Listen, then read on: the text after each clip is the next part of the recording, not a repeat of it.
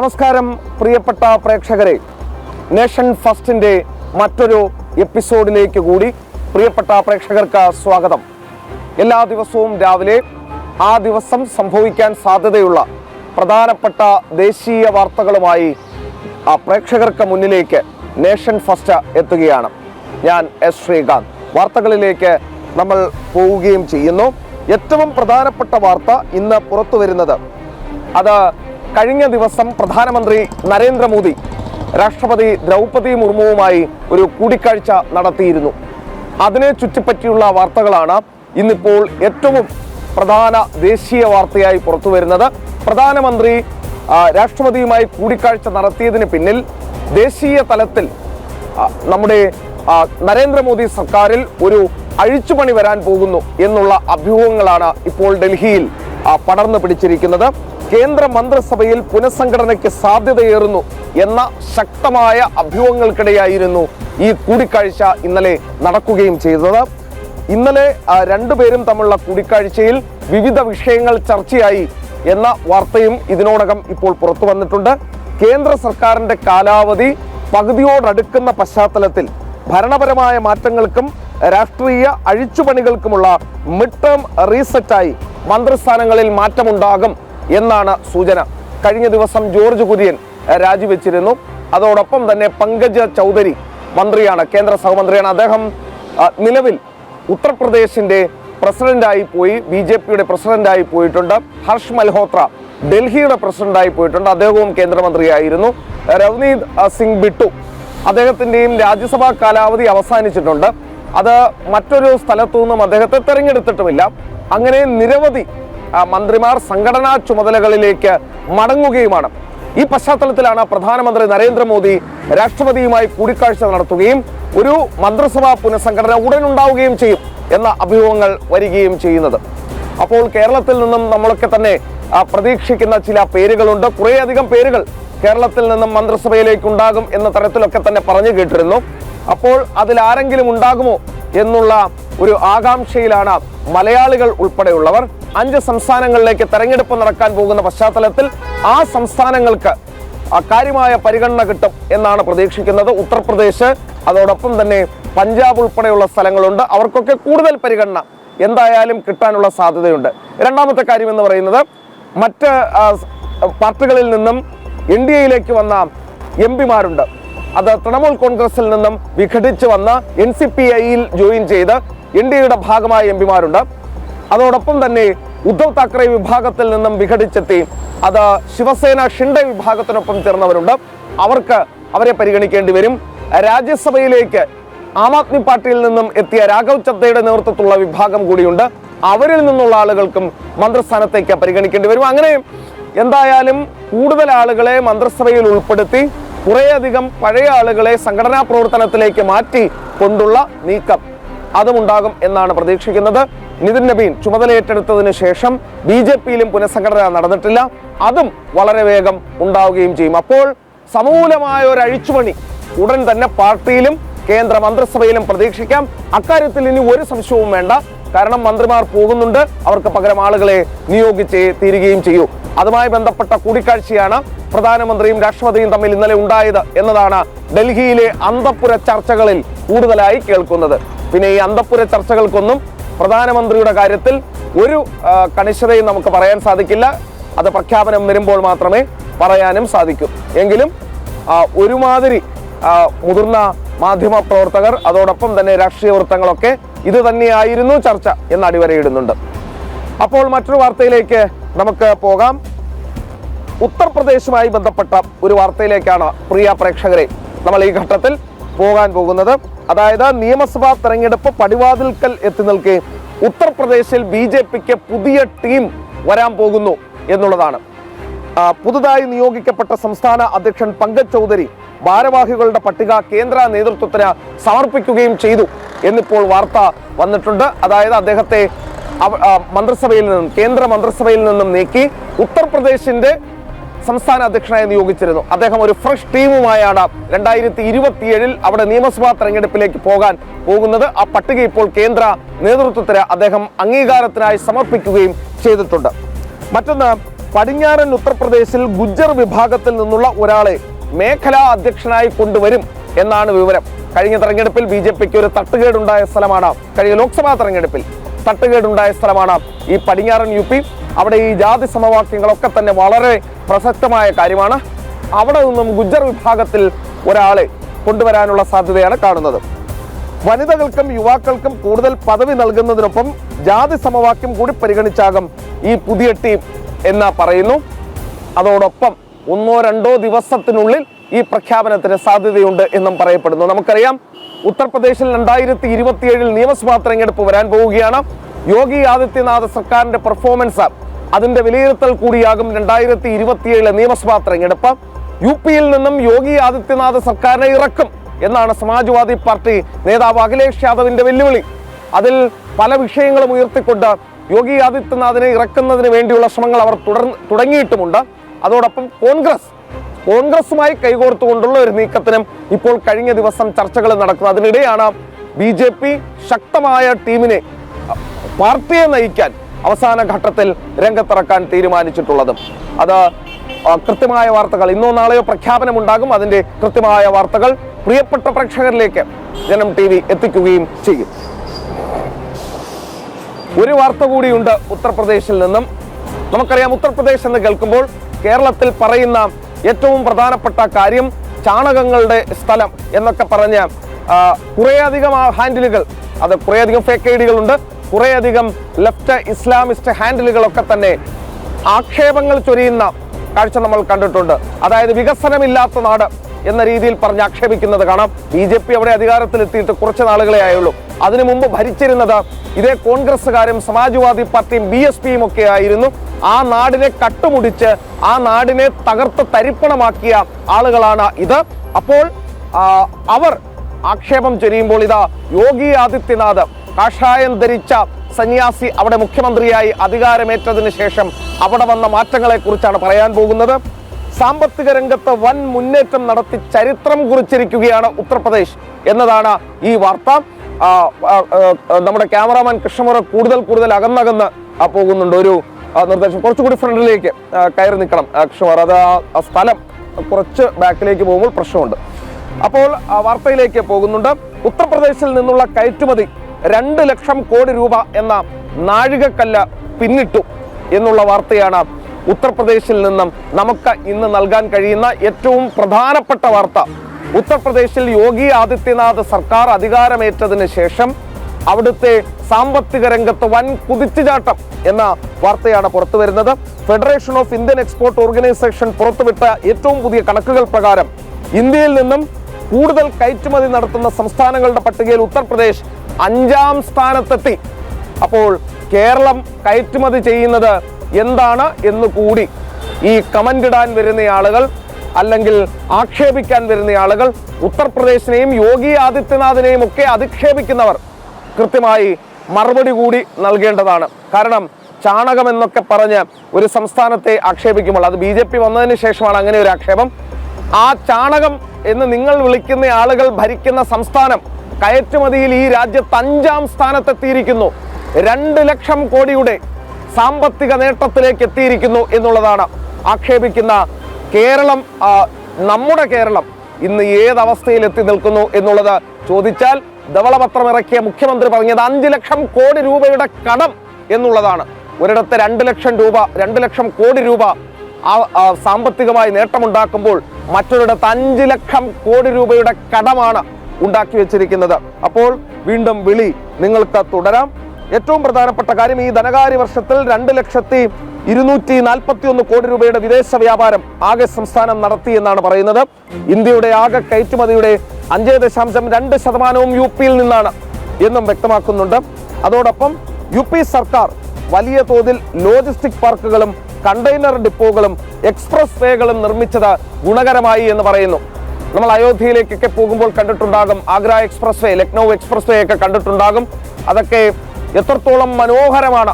യുദ്ധവിമാനം വരെ ഇറക്കാൻ സാധിക്കുന്ന തരത്തിൽ ആഗ്ര എക്സ്പ്രസ് വേ ഡെവലപ്പ് ചെയ്തിട്ടുണ്ട് എന്നുള്ളത് കൂടി നിങ്ങൾ ഓർക്കണം. യോഗി സർക്കാർ നടപ്പാക്കിയ ഒരു ജില്ല ഒരു ഉൽപ്പന്നം പദ്ധതി ഗ്രാമീണ ചെറുകിട വ്യവസായങ്ങൾക്ക് അന്താരാഷ്ട്ര വിപണി തുറന്നു നൽകി. ഒരു ജില്ലയിൽ നിന്നും ഒരു ഉൽപ്പന്നം എന്നുള്ളതായിരുന്നു ആ പദ്ധതി.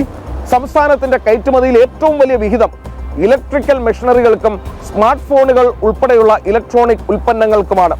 ഇതിലൂടെ മാത്രം 46,960 കോടി രൂപയുടെ വരുമാനമുണ്ടായി എന്നും കണക്ക് പുറത്തുവിട്ടിട്ടുണ്ട്. അധിക്ഷേപിക്കുമ്പോൾ, അപഹസിക്കുമ്പോൾ ഓർക്കണം നമ്മുടെ സ്ഥാനം എവിടെയാണെന്നും നമ്മൾ അധിക്ഷേപിക്കുന്ന ആ സംസ്ഥാനത്തിന്റെ സ്ഥാനം എവിടെയാണെന്നും. കാഷായം ധരിച്ച മറ്റൊരു വിധത്തിലുള്ള എന്തെങ്കിലും അത്യാഗ്രഹങ്ങളില്ലാത്ത ഒരു സന്യാസി മുഖ്യമന്ത്രിയായി എത്തിയതോടെ ഉത്തർപ്രദേശിന്റെ മുഖഛായ തന്നെ മാറുന്നു എന്നതാണ് വാർത്ത. പ്രിയ പ്രേക്ഷകരെ, മറ്റൊരു വാർത്തയിലേക്ക് കൂടി പോവുകയാണ്. സമയം ഇപ്പോൾ 8 മണി കഴിഞ്ഞ് 11 മിനിറ്റ് ആയിട്ടുണ്ട്. റഫേലുമായി ബന്ധപ്പെട്ട വാർത്തയാണ്. ഓപ്പറേഷൻ സിന്ദൂർ സമയത്ത് പാകിസ്ഥാനും അതോടൊപ്പം തന്നെ അമേരിക്കൻ പ്രസിഡന്റ് ഉൾപ്പെടെയുള്ളവർ, ട്രംപ് ഉൾപ്പെടെയുള്ളവർ പറഞ്ഞ ചില കാര്യങ്ങളുണ്ട്. ഇവിടെ വലിയ യുദ്ധം നടന്നിട്ട് നമ്മുടെ റഫേൽ യുദ്ധവിമാനങ്ങളൊക്കെ തന്നെ തകർത്ത് തരിപ്പണമാക്കി കളഞ്ഞു എന്നുള്ളത്. അതിനും കേരളത്തിൽ നിന്നാണ് ഏറ്റവും അധികം പിന്തുണ കിട്ടിയത്. റഫേൽ ഇന്ത്യയുടെ പോയി കുറേയധികം റഫേൽ വിമാനങ്ങൾ തകർത്ത് കളഞ്ഞു എന്ന് പറഞ്ഞപ്പോൾ കേരളത്തിൽ നിന്നുള്ള ഇടത് ഇസ്ലാമിസ്റ്റ് കോൺഗ്രസ് വിഭാഗത്തിൽപ്പെട്ട ആളുകളൊക്കെ തന്നെ പറഞ്ഞത് അത് നരേന്ദ്രമോദിയുടെ വൻ പരാജയം എന്ന രീതിയിലാണ് അവതരിപ്പിച്ചത്. ഈ രാഹുൽ ഗാന്ധിയെ പോലെയുള്ള നേതാക്കൾ പറഞ്ഞ കാര്യം, രാഹുൽ ഗാന്ധി ചൂണ്ടിക്കാണിച്ച കാര്യം, ഇന്ത്യക്ക് എത്ര റഫേൽ നഷ്ടപ്പെട്ടു എന്ന് മോദി വ്യക്തമാക്കണം, ഇന്ത്യക്ക് വലിയ തകർച്ചയാണ് ഉണ്ടായത് എന്നൊക്കെ രാഹുൽ ഗാന്ധിയും പറഞ്ഞു. അപ്പോൾ ഈ കമന്റ് ഇട്ടവർക്ക് ഈ രാഹുൽ ഗാന്ധിക്ക് മറുപടി നൽകുകയാണ്. അതായത് ഓപ്പറേഷൻ സിന്ദൂറിനിടെ ഇന്ത്യയുടെ നിരവധി റഫേൽ യുദ്ധവിമാനങ്ങൾ തകർത്തു എന്ന പാകിസ്ഥാന്റെ ആവർത്തിച്ചുള്ള അവകാശവാദങ്ങളെ തള്ളിയിരിക്കുകയാണ് ഇപ്പോൾ വ്യോമസേനയുടെ പക്കൽ നിന്നും പുറത്തുവരുന്ന രേഖകൾ എന്നുള്ളതാണ്. 2026 ജൂണിൽ, അതായത് ഈ മാസം, എയർ ഹെഡ്ക്വാർട്ടേഴ്സ് പുറത്തിറക്കിയ റിക്വസ്റ്റ് ഫോർ പ്രപ്പോസൽ പ്രകാരം നിലവിലെ സേവനത്തിലുള്ള 36 റഫാൽ വിമാനങ്ങൾക്കുമുള്ള 5 മാസത്തെ ഇടക്കാല സാങ്കേതിക ലോജിസ്റ്റിക് പരിപാലന സഹായത്തിനായി ടെൻഡർ ക്ഷണിച്ചിരിക്കുന്നു എന്നുള്ളതാണ്. ഇന്ത്യ 2016 ഫ്രാൻസുമായി നടത്തിയ കരാറിലൂടെ വാങ്ങിയതും ഇതേ 36 വിമാനങ്ങളാണ്. പാകിസ്ഥാൻ തകർത്തു എന്ന് പറഞ്ഞ കേരളത്തിലെ കുറെ ആളുകൾ കമന്റിലൂടെ ആ തകർത്തതിൽ സന്തോഷം രേഖപ്പെടുത്തിയ 36 റഫേൽ വിമാനങ്ങൾ, അത്രയുമാണ് നമ്മൾ വാങ്ങിയത്. അത് 36 നമ്മുടെ വ്യോമസേനയുടെ പക്കലുണ്ട്. അത് ഈ 2026 ജൂണിൽ അതിന്റെ സാങ്കേതിക പരിശോധനകളും മറ്റും നടത്തുന്നതിന് വേണ്ടി ഇതാ വ്യോമസേന ടെൻഡർ ക്ഷണിച്ചിരിക്കുന്നു എന്നുള്ളതാണ്. ഒരു കേടുപാടും ആ വിമാനങ്ങൾക്കൊന്നും വരുത്താൻ പാകിസ്ഥാനും സാധിച്ചിട്ടില്ല, മറ്റാർക്കും സാധിച്ചിട്ടില്ല. രാഹുൽ ഗാന്ധിയെ പിന്തുണച്ചെത്തിയവരും ദയവായി പിന്നാക്കം പോകേണ്ടതാണ്.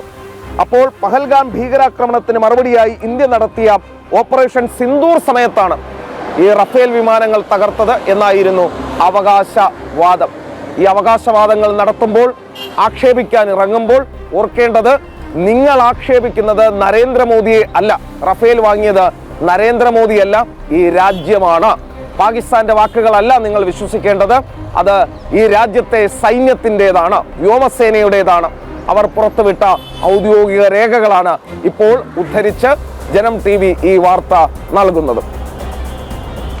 പ്രിയ പ്രേക്ഷകരെ, അപ്പോൾ സമയം ഇപ്പോൾ 8 മണി കഴിഞ്ഞ് 14 മിനിറ്റ് ആയിരിക്കുന്നു. നേഷൻ ഫസ്റ്റിൽ പരമാവധി വാർത്തകൾ നമ്മൾ ഉൾക്കൊള്ളിക്കാൻ ശ്രമിക്കുന്നുണ്ട്. ദേശീയ പ്രാധാന്യമുള്ള വാർത്തകൾ ആണ് പ്രധാനമായും ഉൾക്കൊള്ളിക്കാൻ ശ്രമിക്കുന്നത്. ഏതെങ്കിലും വാർത്തകൾ വിട്ടുപോയിട്ടുണ്ടെങ്കിൽ ഈ കമന്റ് രൂപത്തിൽ യൂട്യൂബിൽ നിങ്ങൾ രേഖപ്പെടുത്തിയാൽ അത് പരമാവധി നമ്മൾ ഉൾപ്പെടുത്തി പോവുകയും ചെയ്യും. മറ്റൊരു വാർത്തയിലേക്ക് വളരെ വേഗം പോവുകയാണ്. അതായത് തമിഴ്നാട്ടിൽ കാർത്തിക ദീപം തെളിയിക്കുന്നതുമായി ബന്ധപ്പെട്ട തിരുപ്പുറം മധുരൈ കുന്നുകളിൽ ഈ കാർത്തിക ദീപം തെളിയിക്കുന്നതിൽ വലിയ പ്രശ്നം കുറച്ചധികം നാളുകളായി നിലനിൽക്കുന്നുണ്ട്. കഴിഞ്ഞ DMK സർക്കാർ സനാതനത്തെ വേരറുപ്പു എന്ന് പരസ്യമായി പ്രഖ്യാപിച്ച ആളുകളാണ് സ്റ്റാലിന്റെ മകൻ ഉദയനിധി സ്റ്റാലിനും. സനാതനം മലേറിയ പോലെയാണെന്ന് പ്രഖ്യാപിച്ചയാളാണ് ഈ ഉദയനിധി സ്റ്റാലിൻ. വയറ്റിപ്പിഴപ്പാണ്. അവിടെ പിടിച്ചു നിൽക്കണമെങ്കിൽ, രാഷ്ട്രീയത്തിൽ മുന്നോട്ട് പോകണമെങ്കിൽ ഇതിനപ്പുറവും പറയണം എന്ന് അയാൾക്കറിയാം. സ്റ്റാലിന്റെ അവസ്ഥ ഇന്ന് നമുക്കറിയാം. സനാതനത്തെ വേറെറുക്കാൻ നടന്ന് അടിയോടെ വേറെറുത്തു പോയി. ഇപ്പോൾ ആ നിയമസഭയ്ക്കുള്ളിൽ പോലും ഇല്ല എന്നതാണ് ഈ സ്റ്റാലിന്റെ ഇന്നത്തെ അവസ്ഥ. ഇതാ ഇപ്പോൾ അതേ വഴിയിലൂടെ പോവുകയാണ് സാക്ഷാൽ ജോസഫ് വിജയ് എന്ന മുഖ്യമന്ത്രിയും. ജോസഫ് വിജയ് കുറച്ചുകൂടി കണ്ണിങ് ആണ്. ജോസഫ് വിജയ് അമ്പലത്തിൽ പോവുകയും ചെയ്യും, എന്നിട്ട് അമ്പലത്തിനിട്ട് പണിയുകയും ചെയ്യും. ഇതാണ് ജോസഫ് വിജയുടെ തന്ത്രം. മൂകാംബിക ക്ഷേത്രത്തിൽ പോയി വെള്ളി ഉടവാൾ ദേവിക്ക് സമർപ്പിക്കുകയും ചെയ്യും. തൊട്ടിപ്പുറത്ത് വന്ന ഇതാ മധുരയിൽ തിരുപ്പുറം കുണ്ട്രം മലമുകളിൽ കാർത്തിക ദീപം തെളിയിക്കുന്നതിനെ എതിർക്കുകയാണ് ഈ ജോസഫ് വിജയുടെ സർക്കാർ എന്നുള്ളതാണ് പുറത്തുവരുന്ന വാർത്ത. അതായത് കാർത്തിക ദീപം തർക്കം സുപ്രീം കോടതിയിലേക്ക് എത്തുന്നു. മദ്രാസ് ഹൈക്കോടതി ഉത്തരവിനെതിരെ തമിഴ്നാട് സർക്കാരാണ് സുപ്രീം കോടതിയെ സമീപിച്ചിട്ടുള്ളത്. മധുരൈ കുന്നിൻ മുകളിൽ ദീപം തെളിയിക്കാൻ അനുമതി നൽകിയ ഹൈക്കോടതി ഉത്തരവ് റദ്ദാക്കണം എന്നാണ് ഇവരുടെ ആവശ്യം. പരിസ്ഥിതി സംരക്ഷണവും വന്യജീവി സുരക്ഷയും ചൂണ്ടിക്കാട്ടിയാണ് തമിഴ്നാട് സർക്കാരിന്റെ അപ്പീൽ എന്നും പറയുന്നു. മധുരൈ തിരുപ്പുറം കുണ്ട്രം കുന്നുകളിൽ എത്രയോ കാലങ്ങളായി അവിടെ ഈ കാർത്തികേയ ദീപം തെളിയിക്കുന്നു. അതിന്റെ മുകളിൽ എന്ത് തരത്തിലുള്ള മൃഗങ്ങൾക്കാണ് ഈ ഒരു ദീപം തെളിയിക്കുന്നത് കൊണ്ട് പ്രശ്നം വരുന്നതെന്ന് മിസ്റ്റർ ജോസഫ് വിജയ് നിങ്ങൾ ഈ നാട്ടിലെ ഹിന്ദു സമൂഹത്തോട് വ്യക്തമാക്കണം. എന്ത് തരത്തിലുള്ള പരിസ്ഥിതി നാശമാണ് ഒരു ദീപം തെളിയിക്കുന്നതിലൂടെ മധുരൈ തിരുപ്പുറം കുണ്ട്രം കുന്നുകൾക്ക് വരുന്നതെന്ന് മിസ്റ്റർ ജോസഫ് വിജയ് നിങ്ങൾ ഈ നാട്ടിലെ ഹിന്ദുക്കളോട് വ്യക്തമാക്കണം. നിങ്ങൾ സുപ്രീം കോടതിയിലേക്ക് എത്തിയത് കൃത്യമായ അജണ്ടയോട് കൂടിയാണ് എന്നറിയാം. നിങ്ങൾക്ക് ജനങ്ങളുടെ കണ്ണിൽ പൊടിയിടാനാണ് നിങ്ങൾ ക്ഷേത്രങ്ങളിൽ പോകുന്നത് എന്നറിയാം.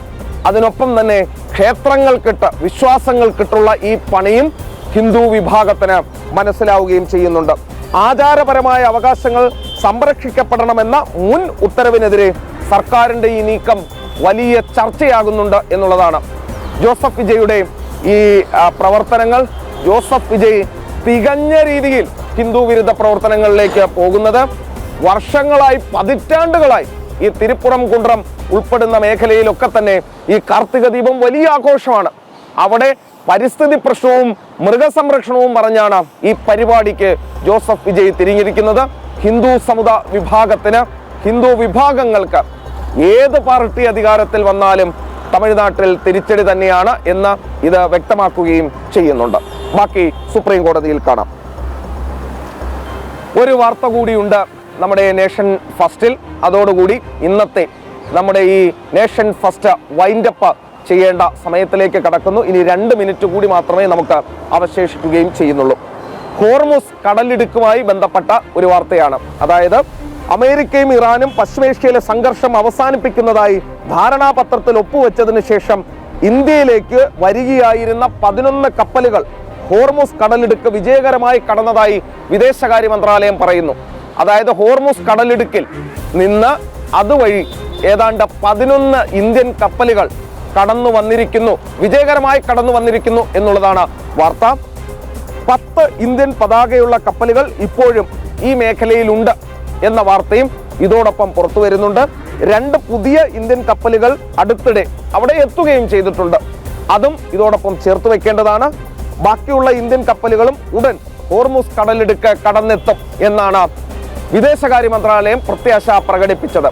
അപ്പോൾ 11 കപ്പലുകൾ വരുന്നതിൽ ഗ്യാസ് ഉണ്ട്, അതോടൊപ്പം തന്നെ പെട്രോൾ, ക്രൂഡ് ഓയിൽ ഉണ്ട്, ഒപ്പം തന്നെ ഫെർട്ടിലൈസേഴ്സ്, രാസവളം ഉൾപ്പെടെയുള്ളവ ഉണ്ട്.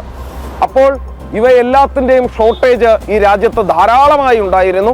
ആ ഷോർട്ടേജ് പരിഹരിക്കാൻ പോകുന്നു, ആ കുറവ് നികത്താൻ പോകുന്നു. ഇനി കാര്യമായ രീതിയിൽ നമ്മുടെ കർഷകർക്ക് ആവശ്യമായ രാസവളം എത്തും. നമ്മുടെ സാധാരണക്കാർക്കും വാഹനയാത്രികർക്കും ഒക്കെ തന്നെ ഗുണകരമാകുന്ന രീതിയിൽ പെട്രോളും ഗ്യാസും ഒക്കെ തന്നെ ധാരാളമായി കിട്ടിത്തുടങ്ങും എന്നും പ്രതീക്ഷ നമുക്ക് വയ്ക്കാം. ഹോർമുസ് കടലിടുക്ക് കടന്ന് ഇന്ത്യൻ കപ്പലുകൾ എത്തിത്തുടങ്ങിയിട്ടുണ്ട്. ആ പ്രശ്നങ്ങൾക്ക് പരിഹാരമാകാനും പോകുന്നു എന്നതാണ് വാർത്ത. ഇപ്പോൾ ഒരു വാർത്ത കൂടി വേഗം പറഞ്ഞു നിർത്താം. അതായത് നമ്മുടെ ലക്നൌവിൽ ഒരു തീപിടുത്തം ഉണ്ടായിരുന്നു. ആ തീപിടുത്തവുമായി ബന്ധപ്പെട്ട ഇപ്പോൾ നടപടികൾ തുടങ്ങിയിട്ടുണ്ട്. അനധികൃത കോച്ചിങ് സെന്ററുകൾക്കെതിരെ ശക്തമായ നടപടിയുമായി യോഗി സർക്കാർ രംഗത്ത് വന്നു. ഫയർ NOC ലഭിക്കാത്ത സ്ഥലങ്ങൾ കണ്ടെത്തുന്നതിന് വേണ്ടി ഫയർ ഓഡിറ്റ് സംസ്ഥാനത്തുടനീളം പ്രഖ്യാപിച്ചിരിക്കുകയാണ് ഇപ്പോൾ യോഗി ആദിത്യനാഥ്. കർശനമായ നടപടിയെടുക്കാൻ അദ്ദേഹം നിർദ്ദേശവും നൽകി കഴിഞ്ഞു. അപ്പോൾ ബുൾഡോസർ ചലിപ്പിക്കാൻ മാത്രമല്ല, ഇത്തരം വീഴ്ച വരുത്തുന്ന ഉദ്യോഗസ്ഥർക്കെതിരെയും വീഴ്ച വരുത്തുന്ന ആളുകൾക്കെതിരെയും കൂടി അദ്ദേഹം തിരിയുകയാണ്. എന്തായാലും വളരെ നല്ല കാര്യമാണ്. 14 പേർ വെന്തു മരിച്ച ദാരുണമായ സംഭവമാണ്. അതിൽ കൃത്യമായ നടപടി സംസ്ഥാനം എടുക്കുന്നു, മുഖ്യമന്ത്രി എടുക്കുന്നു എന്നത് ആശ്വാസകരമായ കാര്യമാണ്. അപ്പോൾ പ്രിയ പ്രേക്ഷകരെ, ഇപ്പോൾ സമയം 8 മണി കഴിഞ്ഞ് 21 മിനിറ്റ് ആയിരിക്കുന്നു. 1 മിനിറ്റ് കൂടുതലാണ്. 20-ന് നിർത്തണം എന്ന് വിചാരിച്ചതാണ്. പരമാവധി വാർത്തകൾ ഉൾപ്പെടുത്താൻ ശ്രമിക്കുന്നുണ്ട്. കൂടുതൽ വാർത്തകൾ ഇതിൽ ഉൾപ്പെടുത്തി ഗംഭീരമായ ഒരു പാക്കേജായി, ഒരു വിരുന്നായി, ഒരു ബ്രേക്ക്ഫാസ്റ്റ് നിങ്ങളിലേക്ക് എത്തിക്കുക എന്നുള്ളതാണ് ഈ നേഷൻ ഫസ്റ്റ് കൊണ്ട് ഉദ്ദേശിക്കുന്നത്. വാർത്തകളുടെ ഒരു ബ്രേക്ക്ഫാസ്റ്റ് എത്തിക്കുക എന്നതാണ് ഈ നേഷൻ ഫസ്റ്റ് കൊണ്ട് നമ്മൾ ഉദ്ദേശിക്കുന്നത്. ദേശീയ വാർത്തകൾ പരമാവധി എത്തിക്കാൻ തുടർന്നുള്ള ദിവസങ്ങളിലും നമ്മൾ ശ്രമിക്കുകയും ചെയ്യും. ഇന്നിപ്പോൾ പറഞ്ഞ വാർത്തകളുടെ എല്ലാം ഫോളോ അപ്പ് വരുന്ന മണിക്കൂറുകളിൽ ജനം TV-യിൽ നിങ്ങൾക്ക് കാണാം. ഒരേ ഒരു ചാനൽ, ദേശീയ ചാനൽ, മലയാളികളുടെ ദേശീയ ചാനലായി ജനം TV മാറിക്കൊണ്ടിരിക്കുകയാണ്. അപ്പോൾ നാളെ ഇതേ സമയം നേഷൻ ഫസ്റ്റുമായി വീണ്ടും കാണാം 8 മണിക്ക്. ഇന്ന് രാത്രി 9:30-ക്ക് നേഷൻ പ്ലസ് ഉണ്ടായിരിക്കും. അരമണിക്കൂർ അന്നൊരു ദിവസം സംഭവിച്ച മുഴുവൻ ദേശീയ തലത്തിലെ വാർത്തകളും കോർത്തിണക്കിക്കൊണ്ടുള്ള പരിപാടിയാണത്. അതും കാണാൻ മറക്കരുത്.